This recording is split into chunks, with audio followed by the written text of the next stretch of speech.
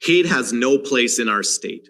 As the first South Asian senator elected to the New York State Senate, I am calling on all New Yorkers to stand in solidarity with the Asian American and Pacific Islander community against the rise in xenophobic rhetoric, racist acts, and anti-Asian hate crime. I want to thank our law enforcement and the Suffolk County Asian American Advisory Board for supporting our Asian American New Yorkers at this critical moment. Too often, these crimes go unreported. If you see a hate crime, please report it. The New York State Division of Human Rights offers a hotline at 888-392-3644 or text HATE to 81336. As Asian Americans, we are all in this together.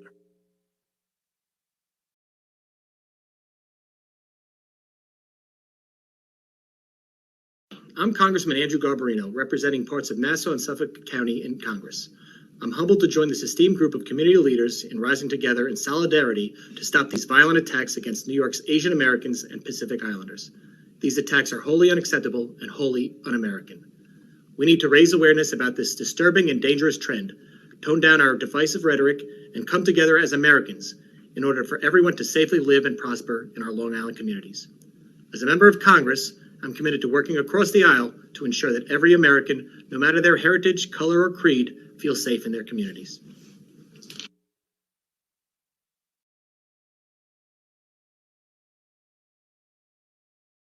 The violent attacks targeting New York's AAPI community are wholly un-American and disgusting.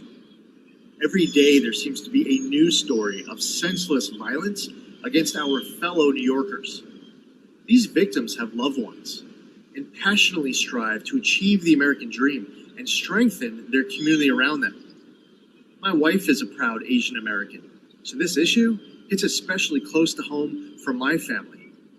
No matter if someone's family has been here for centuries or they're first-generation American, the AAPI community deserves freedom, economic opportunity, and safety just like everyone else, and without having to experience or even fear the violent hate they are experiencing and witnessing right now. Those responsible must be brought to justice.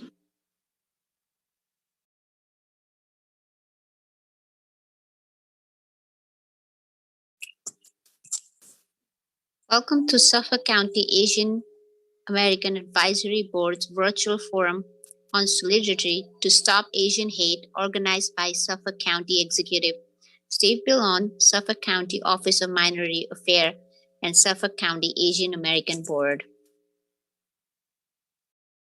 The virtual program is in partnership with Suffolk County Jewish American Advisory Board, Suffolk County Hispanic American Advisory Board, Suffolk County African American Advisory Board, Suffolk County Muslim American Advisory Board, Suffolk County Native American Advisory Board, and our colleague at the Nassau County Office of Asian Affairs, Nassau County Asian American Advisory Board, the Suffolk County Police Asian Jade Society, the American Malay Law Enforcement United, and all the Asian American communities in Suffolk County. Tonight, we are very honored to have our distinguished VIP panelist, which we'll be introducing very shortly. But before we introduce our panelists, let us welcome our two moderators for this evening. Our first moderator is Ramon Vilango, Chairman of Suffolk County Asian American Advisory Board. Ramon joined the Asian American Advisory Board in 2006 and is now serving his third term as Chairman of Asian American Advisory Board. Ramon works as an Assistant Director of the Admissions at New York Institute of Technology, College of Orthopedic Medicine, NYIT-COM in Old Westbury. He is an active community leader and held positions and served at the Stony Brook University Asian Programming Advisory Committee, former board member of Girl Scouts of Suffolk County, Filipino Children's Fund, and serves on the board of directors of Wellbrook Foundation Incorporation. Our second moderator is Police Officer Thomas Joy. Police Officer Joy was born and raised in southern India and the state of Kerala. He migrated to the United States in New York in 1996 at the age of 17 and enlisted in the U.S. Army in 1997. Thomas entered the law enforcement career field as a police officer in 2007 with the City of Mount Vermont Police Department and with the Suffolk County Police Department starting in 2010, where he currently serves.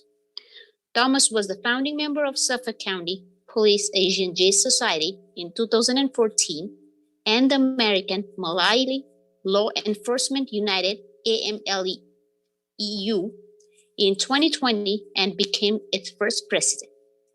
Thomas joined the Suffolk County Asian American Advisory Board in 2021 and currently holds as AAPI Stop Asian Hate Events Chair. Thank you very much, Kalpana. Our first panelist is Senator John Liu. Senator John Liu is a New York State Senator representing a broad area of Northeast Queens. He is chairperson of the Senate's Committee on New York City Education and also serves on the committees of Budget and Revenue, Education, Finance, Higher Education, Rules and Transportation. John Liu is hailed as a trailblazer and pioneer in politics. Our second panelist is Senator Kevin Thomas. He was elected to office in 2018, and he represents the 6th District in Nassau County, becoming the first Indian American in New York history to serve in the state Senate. He currently serves as chairman of the Consumer Protection Committee and sits on the Banks, Finance, Health, Internet and Technology, Judiciary, and Local Government Committees. The next panelist is Assemblyman Phil Ramos. Phil Ramos represents the 6th Assembly District, which includes portions of the hamlets of Brentwood, Central Islip, North Bayshore, and Islandia. Deputy Majority Leader Ramos was elected as the first vice chairman of the Black, Puerto Rican, Hispanic, and Asian Legislative Caucus. Next panelist is Suffolk County Police Department's Hate Crime Unit's Detective James Mosby. James is a 35-year veteran of the Suffolk County Police Department and 28 years of which as a detective and a lead investigator on high-profile cases, including homicide, arson, and bias-related crimes that have resulted in numerous arrests and subsequent convictions. Next panelist is Police Officer Andrew Fiorello. He has 28 years of law enforcement experience and has been a police officer of the Suffolk County Police Department for 20 years. He has had assignments in Patrol, COPE, School Resource Officer, and Homeland Security section. He is the coordinator of the Suffolk County Police Department's SHIELD program and helps create seminars regarding active shooter prevention and response.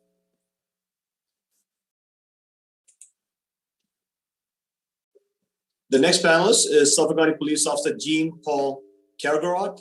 We call him JP for short. He has been with the Suffolk County Police Department for the last 20 years, protecting the citizens of the county while also contributing to many other community efforts outside of safekeeping our community. Prior to joining the Suffolk County Police Department, JP began his police career with the NYPD in 1998. In 2018, he was assigned to the Homeland Security Bureau, where his duties consist of conducting vulnerability assessments of schools, houses of worship, and businesses, as well as giving active shooter presentations to these institutions. Next panelist is Suffolk County Police Detective Edwin Hugh. In 2014, Ed Hugh became the founding member of the Suffolk County Police Asian Jade Society. And the Jade Society is a fraternal organization that focuses on furthering Asian Americans in law enforcement and promoting Asian interests within the community. He holds the position of president of the executive board for the society. Ed is also a union delegate for the Suffolk County Detectives Association, and he is the second vice president of the Police Association of Suffolk County.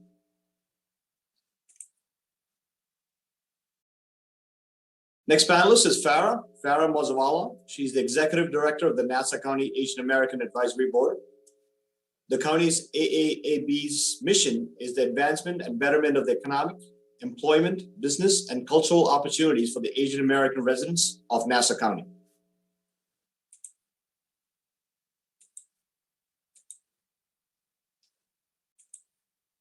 Next panelist is Christine Liu. She's the Vice Chair of the Nassau Asian American Advisory Council and a board member of the Chinese American Association of North Hempstead and the Herrick's Chinese Association.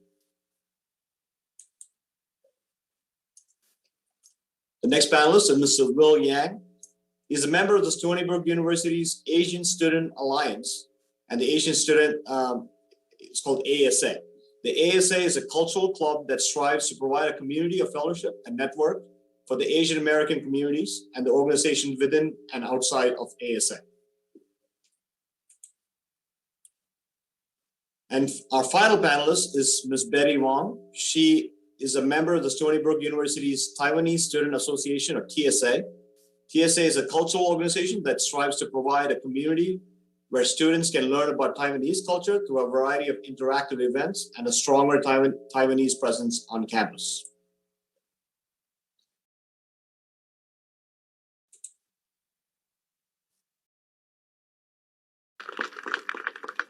So we are gathered here today, one another, in solidarity, to fight back against these vicious, brutal acts of hatred and violence that we have seen. Too many of our brothers and sisters, our fellow Americans in the Asian American and Pacific Islander community, have been subject to verbal assaults and physical violence.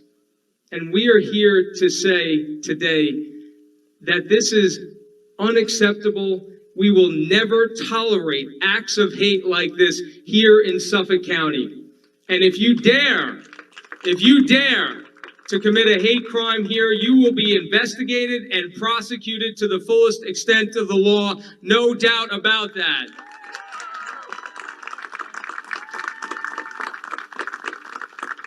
And these acts of violence, these acts of hatred, they're not just criminal. Let us be clear on this. They are fundamentally un-American. The notion that someone in this country, a nation of immigrants, would be attacked for who they are as a person, their race, their ethnicity, their background, it is fundamentally at odds with the values that we stand for as a nation. And that is why today is so important. You know, I want to say this. We're here talking, and there are going to be a number of speakers. Words matter. It matters what we say, and it's particularly important. I mentioned my colleagues before and how grateful I am that they are here. It's particularly important what elected officials say, because we have been given the honor of a public platform to speak and to represent the people in our community.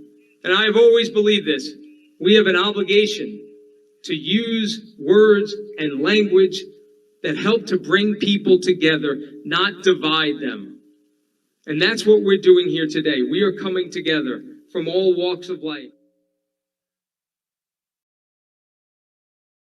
So again, to our panelists, our panel discussion begins. And we just want to remind our panelists to keep your answers crisp and concise.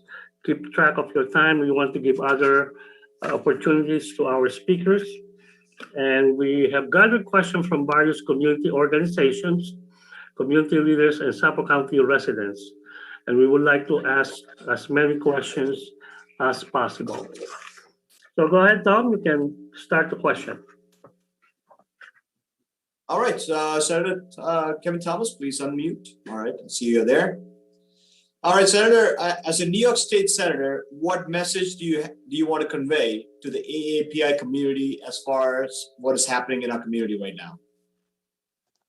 Well, first of all, I want to thank the Suffolk County Executive, Steve Ballone, the Suffolk County Office of Minority Affairs, and the Suffolk County Asian American Advisory Board for doing all of this and standing up for our AAPI community and organizing this important discussion. I also want to thank my fellow presenters for their tireless advocacy and efforts to educate and raise awareness around anti-Asian violence.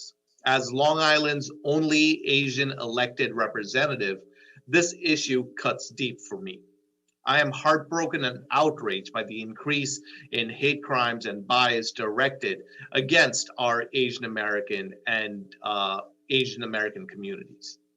I immigrated to the US at the age of 10 back in 1995. I grew up here, I identify as American first, and I know how dangerous hateful rhetoric in our politics can be.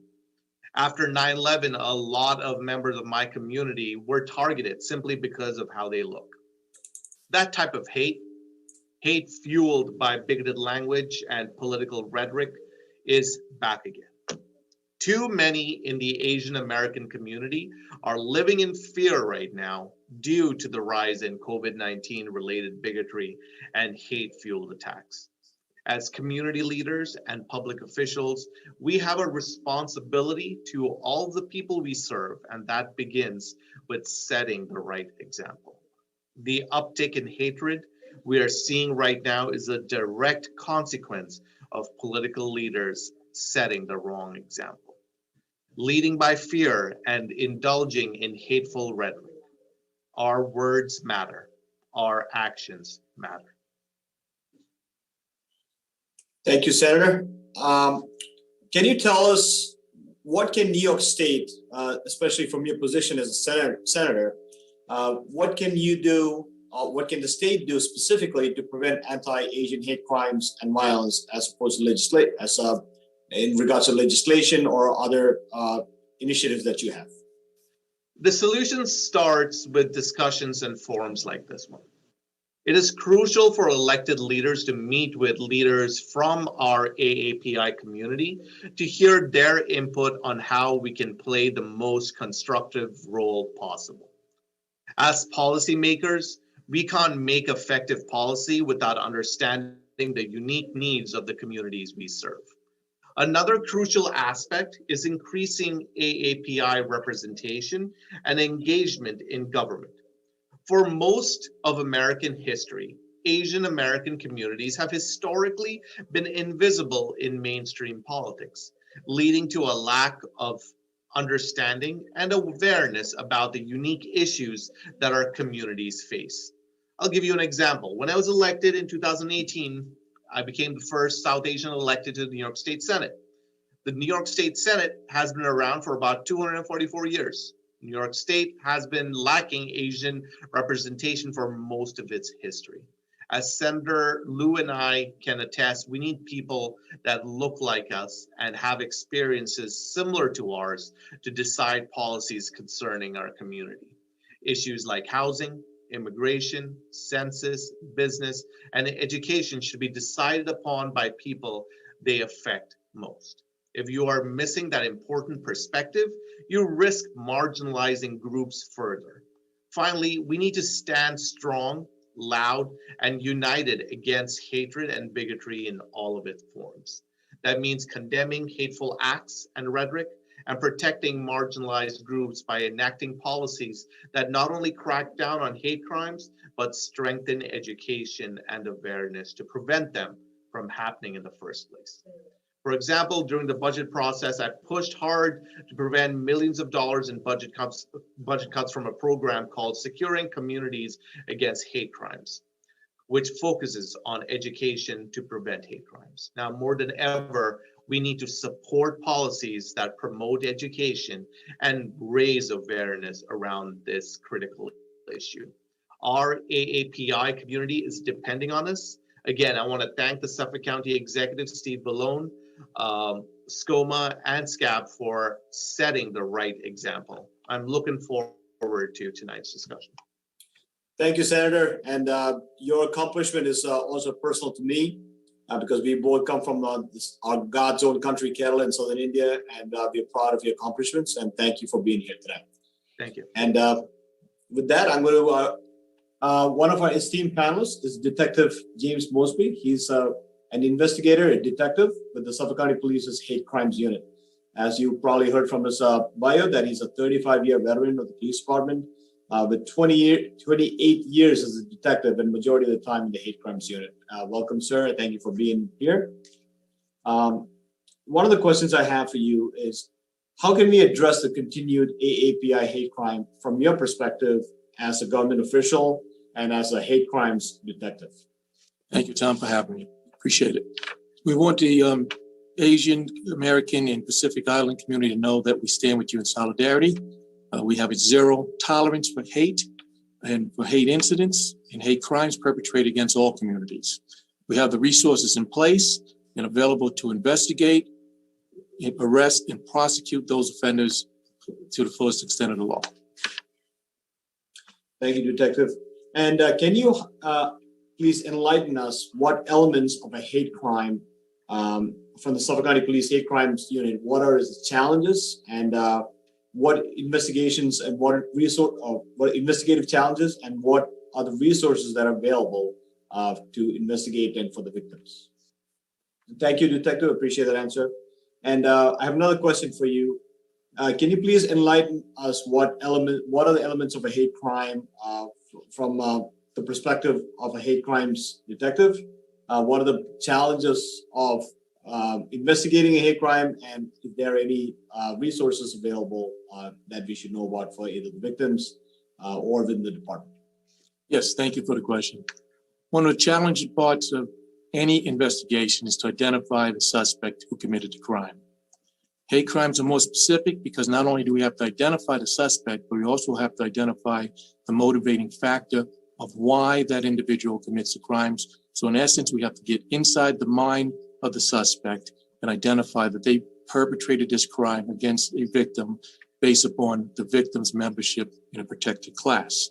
Okay, see, it seems very difficult to do, but it's the totality of the circumstances, and our unit has a lot of experience doing that. We were established in 1980. We have over 40 years experience. We work underneath the major case section. We have a detective lieutenant who is the commanding officer and 2 immediate supervisors who supervise us on a daily basis.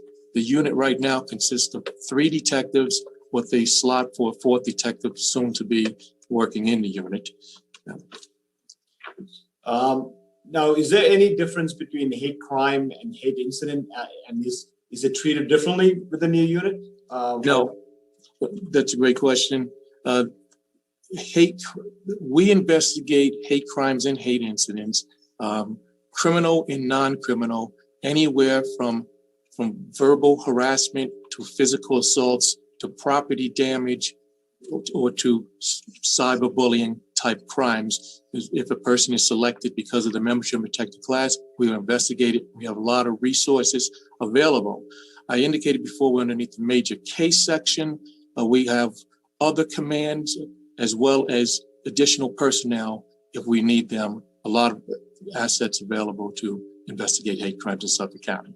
We also recently, the district attorney put together a hate crimes task force. The district attorney is Tim Sini, and the task force is headed by Chief Borough Chief Robin Hartman. I believe there's about 8 to 9 additional assistant district attorneys to help in the prosecution of hate crimes. So now, since you don't differentiate between hate crimes and hate incidents as far as investigation is concerned, but why is it important for you, for a hate crimes detective, when it's not a crime, it's an incident, to still investigate that incident as a hate incident? Well, we want to see the trends, the patterns, and the motives. We find out, even if it's non-criminal, we'd like to know about it. It's very important for the community to call us, let us know about it. It initiates it with a 911 call. Therefore, we know that if we respond and investigate it, we can stop it right there. We find out that a lot of times stuff that's just verbal harassments themselves that may not reach the level of a crime, but sooner or later, if it's not checked or investigated, would turn into a crime for someone else. So it's very important people report that. There's nothing too small for us to investigate. Thank you, Detective. Appreciate your years, 35 years of service to our community, and keep up the great work. And we will be posting your phone number for the unit, direct number to the hate crimes unit, as one of the resources that we are providing the community. And thank you for being here. Thank you, Tom. I appreciate everything you do too. Stay safe. Thank you. Andrew, thank you for being here, and thank you for your service to our community in both NYPD and Suffolk County Police Department. And congratulations on your assignment in the Homeland Security section. Can you tell me a little bit about the functions of the Suffolk County Police Department's Homeland Security section that you're a part of? Sure. First, thank you for having me on, and thank you for giving me the ability to speak and share what we do at Homeland Security.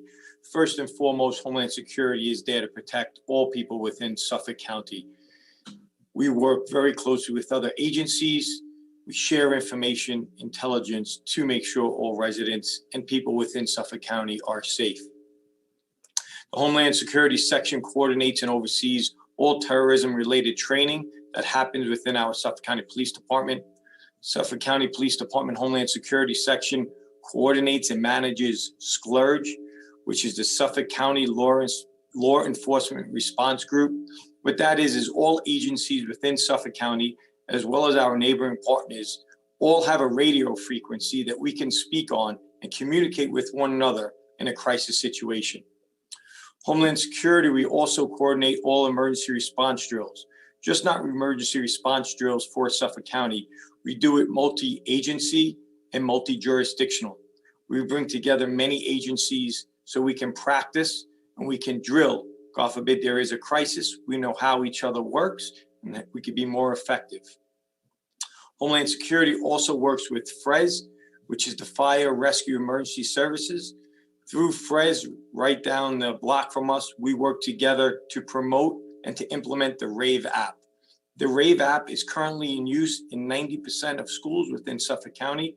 And what that is, an emergency panic button, where if it is depressed, it is automatically sent to our dispatchers, bypassing 911, thus increasing the response of the police personnel to the school.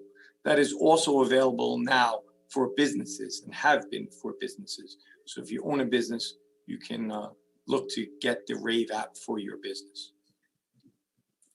Thank you very much, Andrew. Can you tell me a little bit about the SHIELD program that I think is part of your, and I think you personally work in the SHIELD program itself. Can you tell me a little bit about it?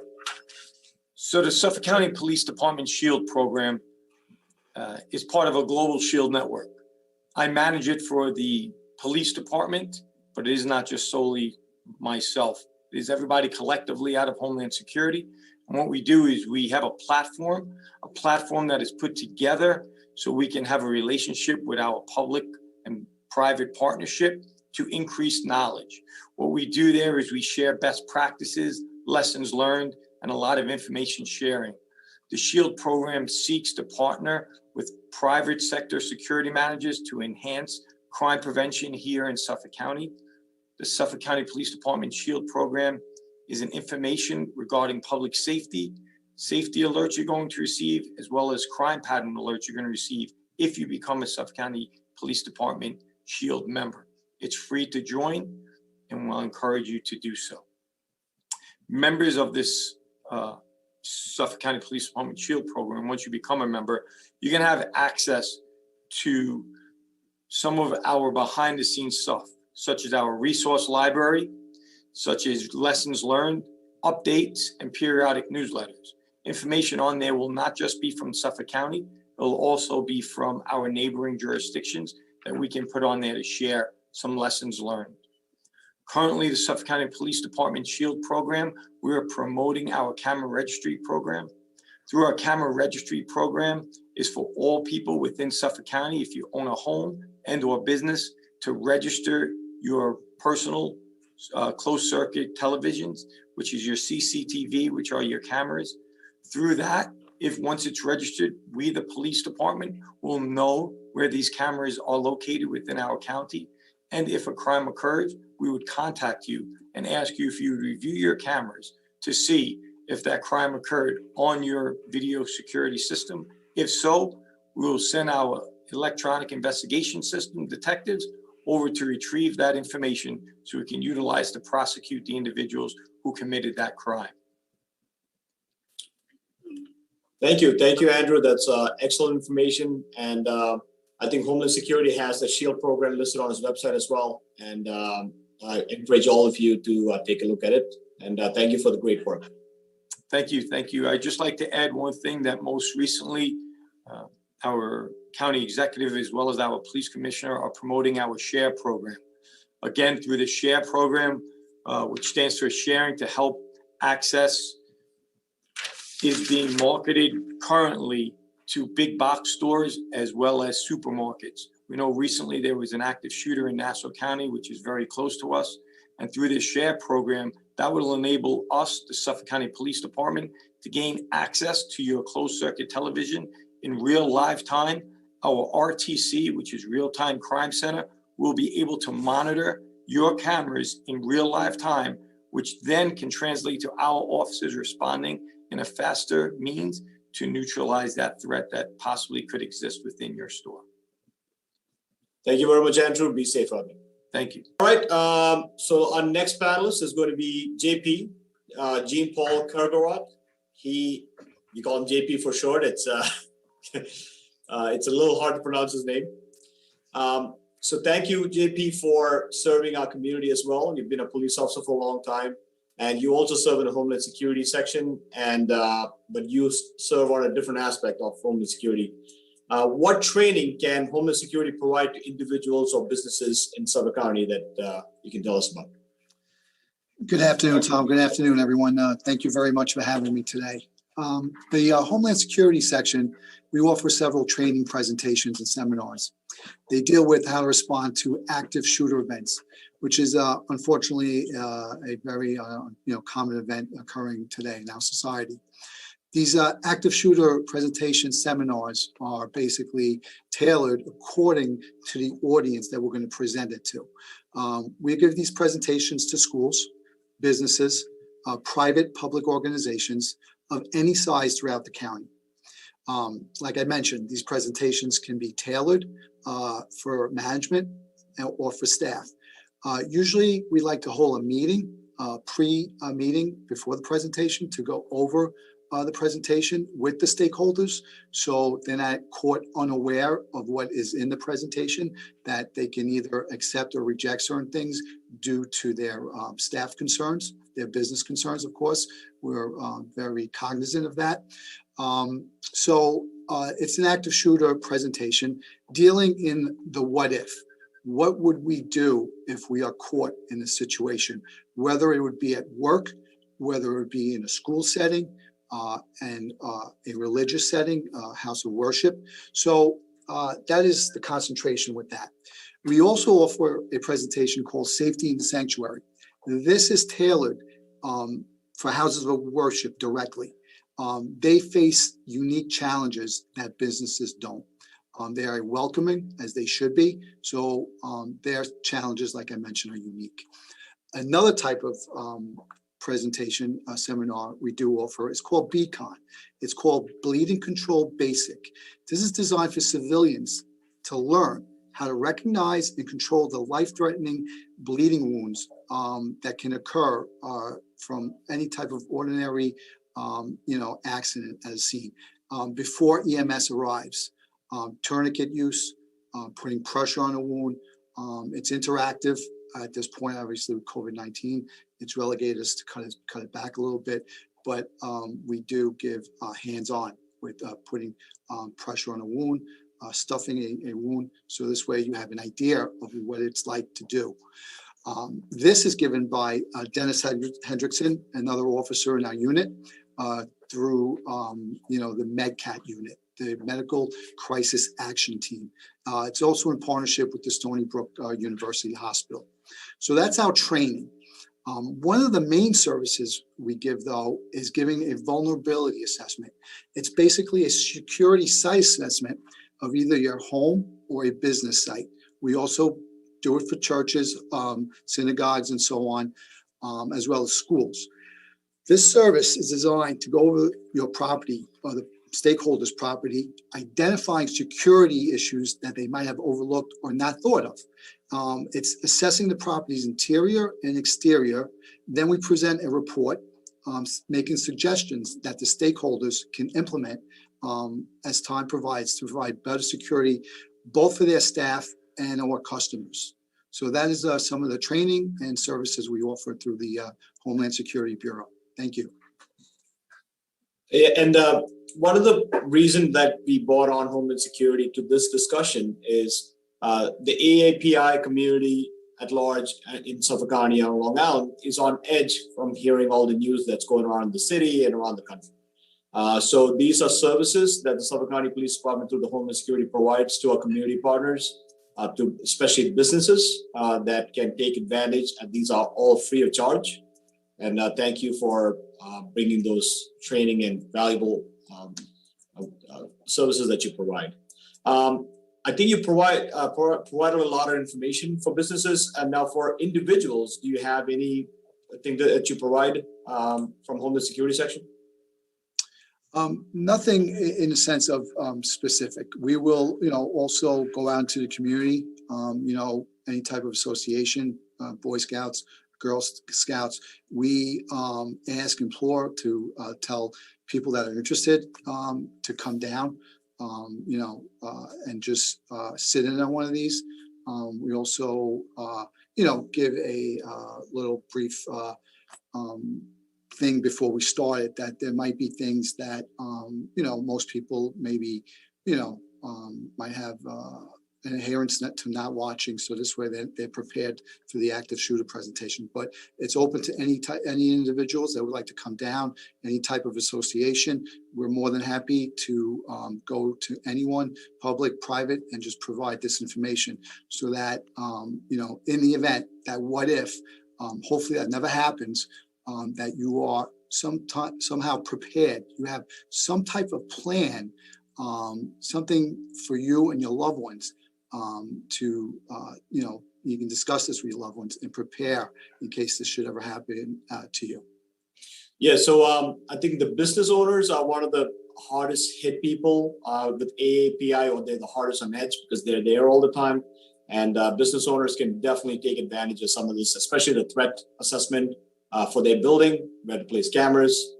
So thank you for this information. Thank you for your continued service to our community. Thank you, JP. Thank you. I'm going to pass it on to Ramon, our chairman. I think Senator John Liu is here. And yes, welcome, Senator John Liu, and thank you for joining us this evening. Senator, I just have a question. In a few words, could you tell us one or two projects that you're working against Asian American hate crime? Thank you, Ramon. I thank you so much for the invitation to this very important discussion. And I've already met many of you. The Suffolk County Asian American Advisory Board saw you at the county executives rally a few weeks ago, which was phenomenally successful. Great to see you, Officer Joy. I guess your son didn't join us today, but and I know you've already had started a very fruitful panel discussion. I apologize, I was jumping in from different meetings. But to answer your question, Chairman, there are a number of things. Specifically as a state senator, we just passed a budget that for the very first time has provided funding, tens of millions of dollars of funding to established Asian American organizations throughout the state. That the purpose of that is to provide basic services primarily to senior citizens and to youth, so that the Asian American community throughout this state can be put on sounder footing. Part of what makes us vulnerable is that our community, often viewed as the model minority, doesn't get a range of services that we really should be getting. This model minority myth, basically saying that, we're all rich, we all make a lot of money, we all do well in school, and therefore we don't need anything. The very opposite is true. The fact is that the Asian American community in New York is of the lowest income brackets than any other ethnic community. That runs counter to many people's perceptions. The reality is that we are not all crazy and rich. That was just a movie. The reality is that there are many people who are very low income, work very hard, and struggle to make ends meet. So first, to put the community as a whole on sounder footing, and then to look at, some people have suggested stronger police presence. I know our chief is here with us, and hate crime statutes. All of those things can help our police protect us even more. But as a legislator and a long-term policymaker, I think the real solution is to not even get people to the point where the police need to respond. Clearly, they can and they will, but we need to get the community to a place where there are not even this enormous onslaught of attacks taking place, and that the only way to do that is by awareness and education. I think it's a problem. When I was in public school a long time ago at this point, the only reference to Asian American history was in an entire 2-inch textbook of American history. The only reference to Asian American history was one paragraph about how we helped build the railroads. And I took a look at the textbooks that the kids today are using, and it's the same stuff. Mm-hmm. So one of the things that needs to take place is that our schools, through the state education department, which is charged with the curriculum setting for our public schools all throughout the state, it needs to provide a more comprehensive view of American history. And specifically for the Asian American community, the contributions and the struggles that we've all been through, so that we don't keep repeating those struggles time after time after time again. So those are the long-term solutions that I'm working on as a state representative, a state senator. I'm heartened and gratified that in Washington, they just passed Congressmember Grace Meng's bill, that the COVID-19 Hate Crimes Act, that on a national level really more clearly defines what a hate crime is and connects references to COVID-19 as motivators or underlying factors for determination of hate crimes. But it also empowers the Justice Department to better collect information. In order to deal with a problem, you have to have information. And the problem is that the federal government didn't have much information about these attacks against Asian Americans. All the statistics that elected officials, that police departments, that government in general cite, those statistics primarily come from this nonprofit organization called AAPI Hate, which, nobody ever heard of them until these ridiculous and astounding statistics came to light.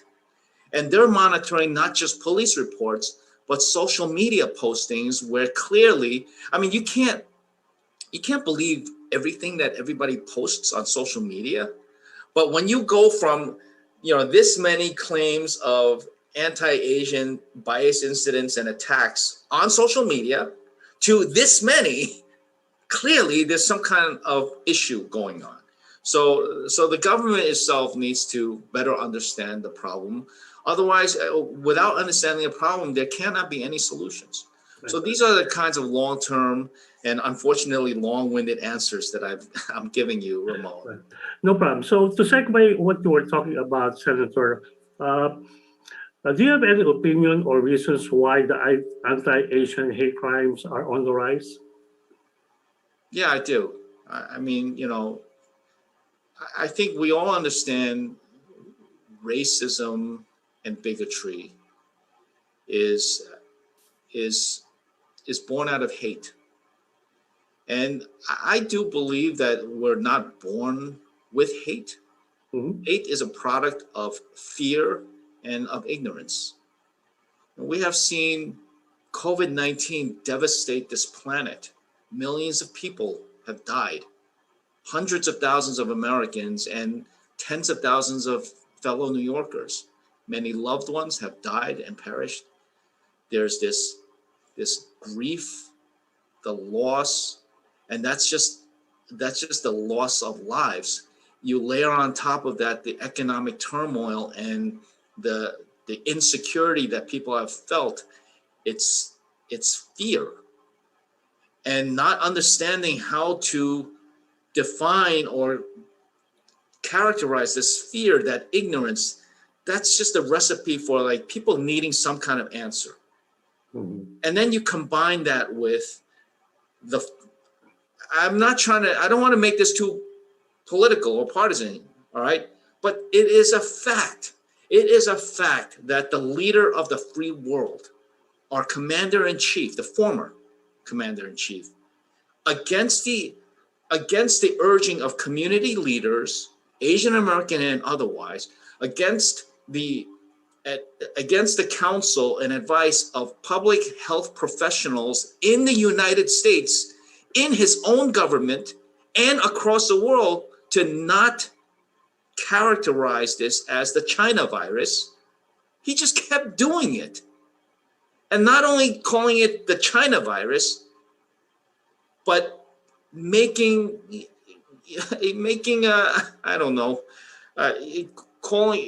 coming up with terms like the Kung flu, right? I mean, China virus and Kung flu are now part of the modern day lexicon of anti-Asian slurs. Right. And there's no question in my mind that helped drive a lot of the hate and bigotry against Chinese Americans and Asian Americans in general, because many of the people who are attacked are Filipino or are Korean, or no one's stopping in the street saying, should I harass or attack or kill that person or maybe I shouldn't because they're not Chinese, they might be Korean or Philippine or Vietnamese. No one's stopping, right? It's just like a racial thing. So that's, I think that ignorance and fear, it's a potent combination. Added to that, the top leader basically empowering people, or at least excusing people for thinking that way.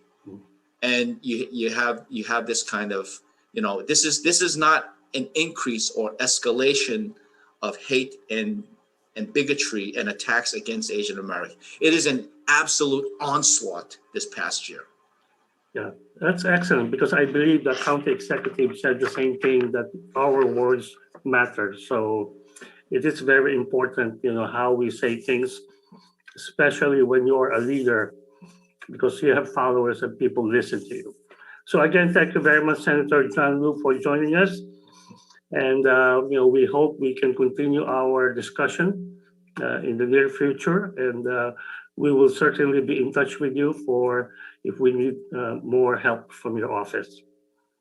I thank you for having me on, and anytime you need me, let me know. May is on with me, May Rue from my office, and I'm happy to help in any way. I will petition the county executive for a visa anytime you need me. Excellent. Thank you very much. Suffolk borders. Thank you very much, Senator. Thank you so much. Thank you, John. Tom? Thank you, Senators. Thank you, May. I appreciate it coming. Senator, I know you're busy. You don't have to stay. If you have to run, your portion is recorded, so be good. Thank you. Thank you. I know my friend Dennis is here. Dennis Hendrickson. He's a paramedic, and he's also part of the MedCat team, also part of the Homeland Security. He's not slotted to be one of the panelists, but if Dennis, since you're here, I know one of the greatest resource that we have in Suffolk County is our MedCat team, who are specially trained for trauma. And you guys have done some valuable work. Is there anything you want to impart before I get to the next panelist, Dennis?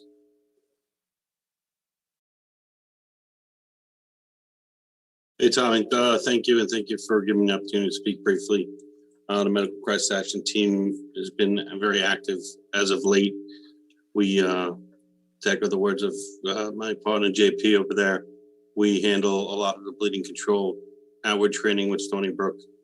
And as far as the team goes, we have also been very active with the vaccinations and whatnot out there. In concurrent with our duty, also and regular patrol functions and out there answering all kinds of calls and assisting in any kind of emergencies that would come our way. So yes, as far as the medical crisis acting team, it's a tremendous asset. And if there's any questions, certainly can file them through the Homeland Security section. Thank you. Thank you, Dennis, and appreciate all the work that you do. And a MedCat team is invaluable. And if you guys don't know, MedCat team is actively vaccinating our Suffolk County residents almost day in and day out. And we cannot thank you enough for that. All right. Our next panelist is going to be Ed Hugh. He's a detective with the Suffolk County Police Department, and he's a computer crimes detective. Today, he is coming on as he also is the president of the Suffolk County Police Asian Jade Society. Ed, welcome, and thank you for being here. Can you just tell us what the Asian Jade Society is? The Asian Jade Society is basically an organization where we try to get all Asian American police officers and other officers that are interested in the Asian American culture and just get them together and basically just collaborate on issues that are going on, whether it's in the department or in the community. There's many different things that we could do. While we could reach out to other departments who have Asian American police officers, we share ideas, we back and forth. So this way, our department and their department, or our society and their organization, can just have a familiarity of what's going on in other jurisdictions within either the county or the state. Ed, so what does your organization do specifically to promote Asian diversity or to bridge the gap between the police department and the Asian American community on Long Island and in Suffolk County? Well, we all know that obviously the amount of Asian American police officers on our job is pretty small. But for any Asian American police officer who's looking to either move up in rank, we would offer guidance on how to forge them on that path to get to either sergeant, lieutenant, or even becoming a detective within the department. The best thing about being a detective in the department, it's not a civil service exam. So if you want to be a sergeant, lieutenant, captain, obviously it's civil service exams that you have to take. But to be a detective, if you do the job right and you do the job well, you move on, you go to crime section within each precinct, establish a foundation of investigative work. And when you get promoted, this way it gives them a solid foundation on starting to do, to investigate, higher levels of crimes. Ed, so since the pandemic has begun, AAPI hate crimes and incidents have been on the rise. Now, what is the Suffolk County Police Asian Jade Society? What have you guys done during the pandemic for the community to highlight Asian police officers, Asian law enforcement officers, and as law enforcement to be partnering up with the community in this pandemic and to highlight Asian Americans? Well, during the pandemic, our society ourselves, we're giving back to the community. We've done, especially to essential workers, we've donated enormous amounts of food. We've donated enormous amounts of PPE, all to our essential workers, and even the community who's in pretty much in some need. And this is a message for them that us as police officers, whether you're Asian American, African American, whatever nationality you are, that we're actually here to help. No matter pandemic, no pandemic, we're here to help, the community as much as we can. So. All right, Ed, thank you very much for being here, and thank you for taking the time. We're going to invite our next panelist.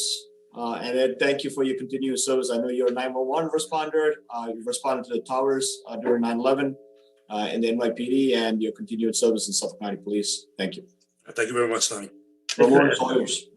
All right, so this question is for Christine Liu. Christine, what are some of the things that you would like to see Nassau County do in regards to the anti-Asian American violence that has been on the rise? If you can just unmute your microphone. Yes, thank you. Thank you to the Suffolk County Executive for his leadership. I want to also thank the Suffolk County Police Department for protecting and serving us on a daily basis. And also thank you to the Suffolk County Minority and Asian American Advisory Boards for organizing this valuable forum, because we have to stand up to hate together. Thank you for the invitation. Thank you. So before I answer that question, I think to give some context to that answer, I do have to give some statistics. The statistics that actually Senator John Liu had mentioned from AAPI Data, which is a nonprofit policy and research organization. You know, it is an alarming statistic because there's been about 150% increase in Asian hate crimes between 2019 and 2020, even though hate crimes overall declined during that period. And the AAPI data has shown that there are about 3,800 hate incidents reported from the start of this pandemic. And a third of those incidents occurred at places of business, okay? But then a new study came out from AAPI, which said that there are about upwards of 2 million incidents of hate that were not reported, right? So there are about 2 million incidents of hate, but only about 3,800 of those incidents were actually reported, given that there are about 20 million Asian Americans living in the United States. So that is even more alarming. So the reason why I bring this up is because I would like to see Nassau County Police Department and our Asian American Affairs really partner and merely walk the streets of our neighborhoods to all these Asian American businesses, because they have been reaching out to us and telling us through all that's happened throughout this pandemic, they are fearful in their businesses. And a lot of times they're fearful to report as well because of the fear of retaliation or the lack of translators or even help navigating a very intricate criminal justice system. So it would be helpful to just be on foot to go to these places of businesses, because about a third of these incidents happen at business establishments. And I really want to thank all the officers that had spoken about, responding to all these emergencies. And a lot of them do happen at these places of businesses. So whether it's a big box store or it's a Chinese takeout restaurant to a Taekwondo school, a learning academy, these all have owners who are very fearful for themselves and their customers. So if we could, in Nassau County or in Suffolk County, just actually visit those businesses and take a more proactive approach, we may get a lot of feedback and a lot of insight to what these owners are thinking and how we can help them. So that would be one practical way of helping the community, I think. Excellent. So, Christine, how has the advisory board helped Nassau County AAPI community feel safer in light of discrimination in its facing during this pandemic? Actually, we've been trying to work a lot with a lot of the Asian organizations in Nassau County. They're about a network of about 15 or 20 Asian organizations, as well as our elected officials and bodies of government. And recently, actually, it's going to happen on April 27th. The Nassau County Police Department is partnering with the Herrick's Chinese Association and Assemblywoman Gina Solitti to bring about self-defense tactics and crime tips. Basically, how to not be a hate crime victim. Okay, so the police department is going to give instruction on how to not look like a victim, right? Because there's some way that you need to carry yourself that apparently we really need to learn how to do. What weapons we can legally carry, how to be a good witness, and when and how to help others. Because a lot of times we may see something that's happening, but we don't know what to do or if we should intervene. So I think that presentation will be very beneficial. And then after the police department is done, Blue Moon Taekwondo, they are going to have instructors to actually give self-defense tactics. for those who are logged on to the presentation. So some practical ways that we can not, instigate anything, but just to be aware of and how to defend ourselves. So that presentation is open to everybody, and I can extend that to Suffolk County, of course, as well, so that everybody can protect themselves in light of all this craziness that's going on. Excellent, Christine. Thank you very much. Thank you very much. Thank you. All right, our next panelist is going to be Farah Mazwala. She is the Nassau County Office of Asian Affairs. She's the director. Welcome, ma'am. All right, our first question is going to be, Nassau County also had a rally a few weeks ago, actually about a month and a half ago, I think. What is Nassau County doing to stop AAPI hate crimes incidents in, what is your organization doing? And is there anything the legislator is doing? I think there was something passed recently. Can you tell us a little bit about that? So first off, thank you, Tom and Ramon, for moderating this session and for inviting me to be part of it. This is such an important resource for the community, so thank you so much. So Nassau County is doing a lot to address the AAPI victims, and it's doing a lot to address hate crimes in general. In the beginning of the pandemic, we created a resource guide, our office, the Office of Asian American Affairs, which is an agency in Nassau County government. So it's an actual governmental agency. And we created a resource guide for the community. This was created around March when community stakeholders and our board members told us that there was a need for people to know where to call if they were victims of hate crimes or victims of microaggressions. So this guide has the number for the Crime Victim Advocacy Unit, for the DA's office, for the police department, for the Human Rights Commission, and we translated this resource guide or fact sheet into various Asian languages like Urdu, Hindi, Mandarin, Korean, Tangla. So all of these languages, this document was translated and it was disseminated to the community. One of the other things our Office of Asian American Affairs is doing is we are working with the communities to create dialogue and create education and awareness about AAPI hate crimes and about just microaggressions. We let the administration know about what the community is feeling. In our office, we have a tracking app that's created by our IT department. This app, any call that comes into our office, any WhatsApp message, WeChat message, anything that comes in, we document it, we record it, and this way we can identify the emerging trends within the community. We also do a lot of focus groups with community stakeholders and with residents to find out the pulse of the community. We're at many of these events. I mean, in COVID, it was a little bit less and in more virtual events, but we're at many of the Asian events from the different Asian organizations. We bring all of these organizations together to create dialogue. We just want to make sure that the community is together, all the different Asian communities, and they're not working in silos. The bill that you're referring to, that legislator Drucker put forth to the legislation right now, that bill is the COVID-19 discrimination bill. This is huge for the community because this bill is going to give victims concrete actions, a whole new area of action that they can pursue. So it's really a big deal right now for us. So we're hoping that passes through the legislature. It just got introduced, I believe, last week. So we're just waiting on that. But that's the different things that we do. Thank you, Farah. What message or advice do you want to tell the AAPI community who's hurting now or who's on edge, who are afraid? What message do you have them for the coming days and months ahead or for the future? So I want them to know we see them, we hear them, and we are taking action and we are creating awareness that they belong. This is their county. They're part of this county. We want to show them that everyone is united together. And if anyone in the community is hurting or anyone is feeling anything, they should really reach out to our office. We've seen so many times that the Asian community is reluctant to report hate crimes.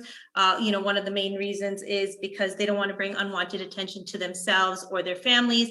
The cultural stigmas in reporting hate crimes, they don't know who's served. So all of these reasons are there. And also they don't know maybe the numbers to call, where to go to report these hate crimes. So we want to let them know that, they should be reporting hate crimes. that they really, if there's any microaggressions, they can come to our office and we can help navigate and help direct them to where they're supposed to be going. But they really, we want to tell them that we're here for them. Thank you, Farah. And you guys are doing an outstanding job in Nassau. And it's only recently that we got to connect, even though we've been neighbors. And I made a lot of members of your organization, Derek Chan, Jensen Varghese, Jay Singh. And it unfortunately took all this for us to meet. But I hope we can keep the relationship going and help each other out in the future. Thank you for being here. Thank you. Ramon, I'll pass it over to you for the last panelist. Excellent. Thank you, Tom. So our last panelists are two students from Stony Brook student organizations. We have William and Betty. So what initiatives has your organization been doing so far to stop Asian hate at Stony Brook University? I guess I can answer this question. Okay. Before that, first off, I would like to thank Ramon for reaching out to us and inviting me and Betty to this panel. To answer the question, our organization and other cultural clubs at Stony Brook have been trying to spread awareness about the recent rise in Asian hate, either through social media posts or virtual fundraisers. Many clubs have actually made like educational posts on Instagram and Facebook containing news stories, resources, and different ways to help out. For example, we have resources on Instagram like Hate is a Virus and Stop AAPI Hate, where people are able to volunteer and donate if they want to an organization that actively combats racism against the AAPI community. And yep. Recently, cultural club on campus, JSO, Japanese Student Organization, organized a walk to raise awareness and condemn the recent hate crimes against the Asian American community. Even though I couldn't make it to this walk, it was kind of heartwarming to see that the Stony Brook community banded together during these turbulent times. Excellent. So how can we use social media to stop Asian hate? I'll answer this one. Okay, good. So using social media, we've been able to spread awareness, like Will mentioned. So we've posted many infographics to bring awareness to the subject, and we've utilized our Instagram and Facebook pages to host fundraising events.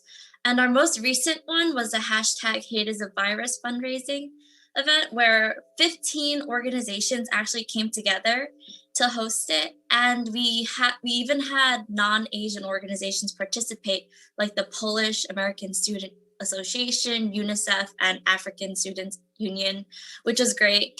And then with this fundraiser, we were actually able to raise about $14,000 to the cause. And for the JSO walk that they organized, we used our social media to really advertise the walk. So as you can see, like how powerful social media can be to gather support for this issue. Excellent. Thank you very much, Betty and William. So now we pass it over to Tom for the final slides. I just want to say thank you to TSA and ASA. I think you guys are part of Stony Brook. We're there at the Stop Asian Hate rally in Hauppauge. And also your Stony Brook Police Department, Pete Thompson, the Community Relations Officer, was there. So just want to say thank you and hope we can continue the relationship with our Asian American Advisory Board and with Ed Hughes' organization, the Asian Jade Society and the American Malayali Law Enforcement Organization and other community organizations that are out there. So looking forward to working with you guys. So thank you for being here.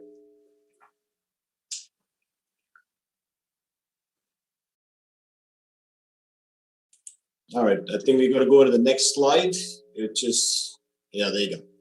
So what can you do to fight violence and racism against Asian Americans, and what can we do to help? So we have a couple of slides that we just want to go through.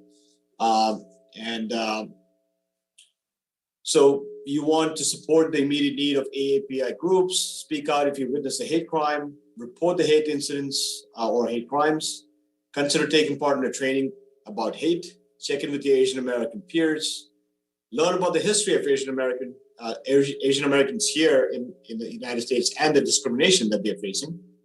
Be advocates for your awareness, in your workplace, and reach out to your elected officials. So we want you to encourage reporting of incidents. Unfortunately, incidents of hate and bias are not reported enough to community organization and law enforcement for investigation, resulting in severe undercount of the problem. And underreporting and not reporting is a big problem. So the law enforcement DA's office, county executive cannot allocate resources if you don't know that there is a problem. So we want the community to be comfortable in reporting, and so we can allocate the resources as appropriate. We want you to speak up. Hate must be exposed and denounced. An informed and unified community is the best defense against hate.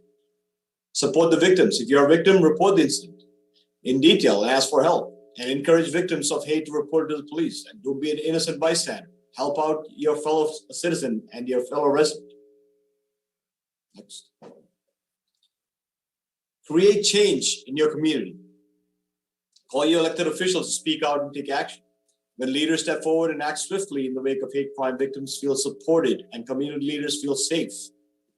Community members feel safe and space for action and dialogue can grow.